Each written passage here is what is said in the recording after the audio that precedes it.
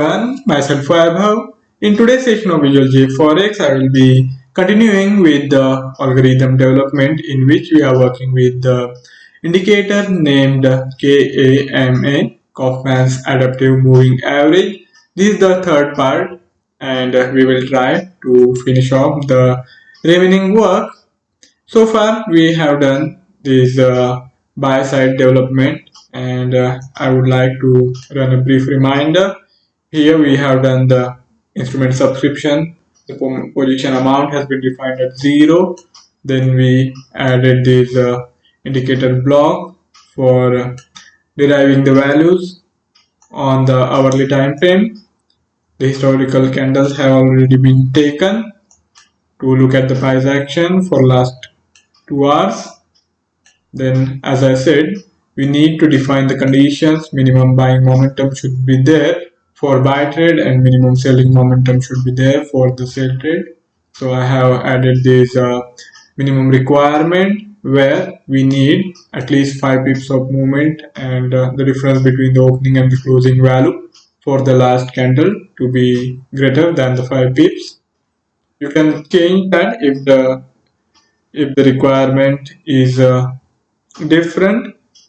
This is only for the demonstration purpose, so no ideal value is being assigned. We are working with the permutation combinations where different values can be utilized to serve our purpose. And for last defining the entry, to define the entry we have to take this 10 seconds candle also. The buy side is done and I have joined the open at market block. Now let's start with the sell side. This is the Visual Jforex board which makes our life easier. Now I will take a couple of if blocks and see what kind of values we need to put in the sell side. I will explain to you on the chart how we are going to define the sell side. These KMA values should be declining. For that, I have taken the KMA blocks in which the shift value has already been assigned. So we will be doing the comparison between the KMA values over different time horizon. Then afterwards, the requirement is that the last candle should have closed below the KMA value and there should have been substantial selling momentum. For that, the closing value should be less than the opening value and at least 5 pips of difference should be there.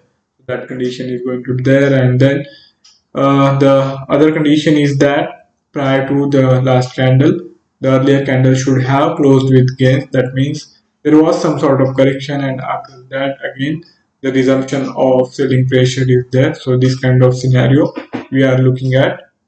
So this is going to be defined using the Visual Jforex board.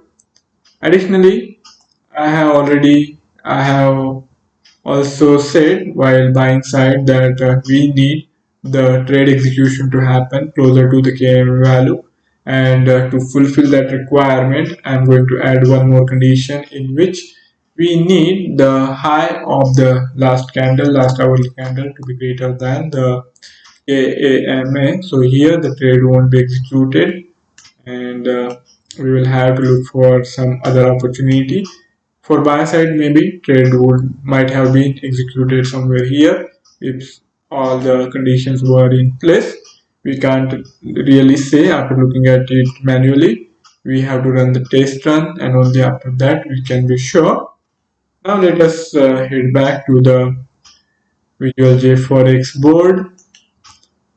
So here the condition, the selling difference is going to be greater than the 5 pips difference which I have been defined already. It should be greater. So here I will let you know how the SD has been calculated.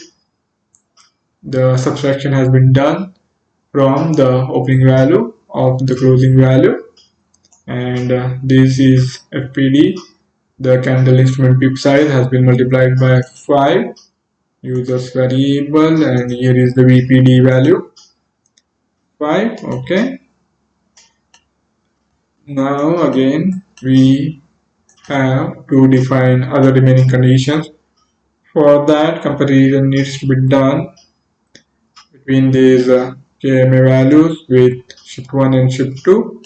KMA 10 should be less than KMA 11.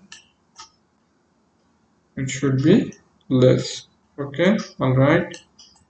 I think I have joined this, so I will do course correction and take it here. Alright, well and good.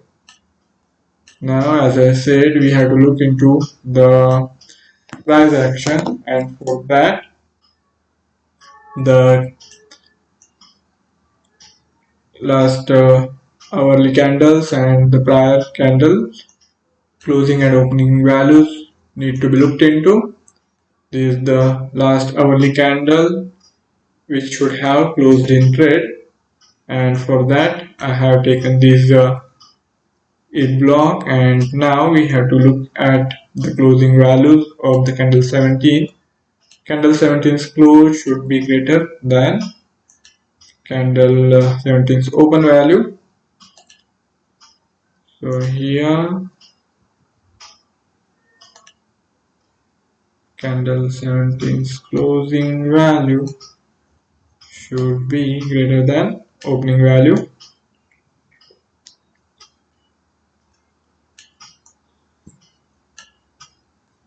Alright, that has been said. And one more thing is candle 16's high needs to be greater than KMA 10. Here this condition is now being set. The candle high should be greater. Okay, so let me see how many conditions we have defined.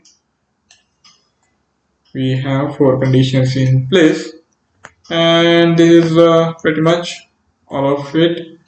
And all now we need to do is look at the precise entry point, which is going to be defined using these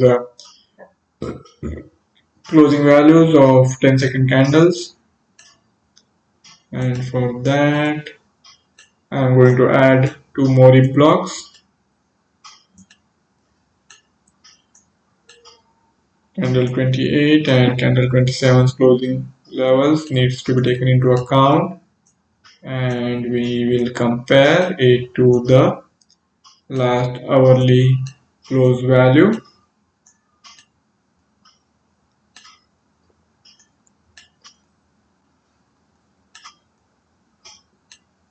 Candle 16, candle 16's closing value,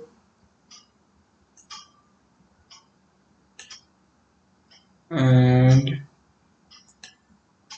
now candle 28 and candle 27's closing value. Shift 1, this is the last 10-second candle, and for sell side we need its value to be less than candle 16's closing value. Candle 27, let me see once again. Okay, candle 27, candle close, it should be less. Okay, and candle 28's closing value should have been greater. This was greater, and all the 6 conditions have been defined now. Candle 17's close needed to be greater than candle open.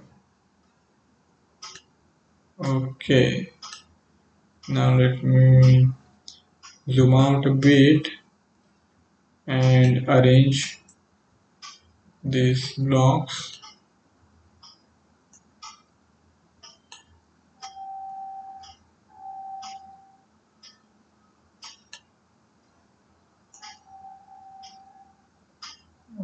Okay, this will be put here,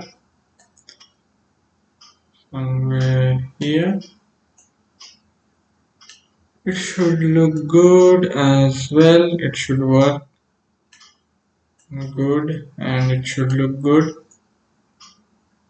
So here we are doing the arrangement.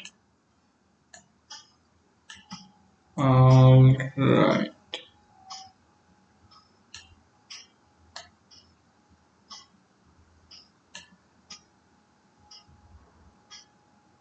And now I'm going to add open at market.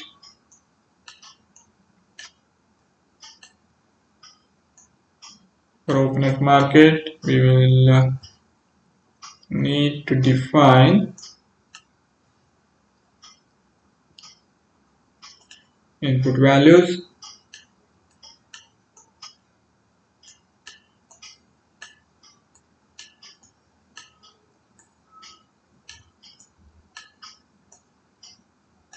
Candle 27's close should have been less.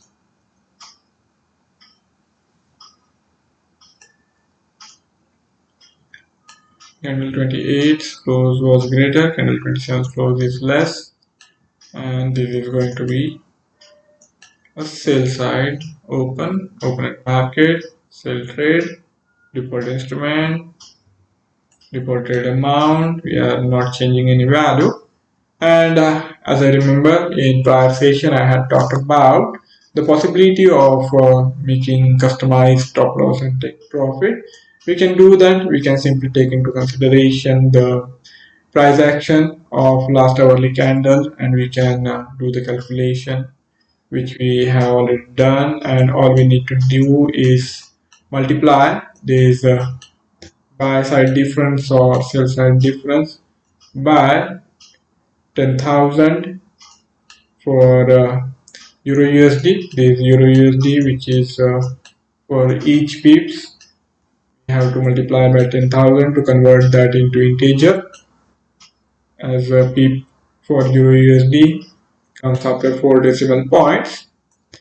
And you can take that value also. In today's session, I will not really go into the details of customizing the stop loss and take profit. Maybe in next few sessions, we will also try to define these stop loss and take profit on a variable basis.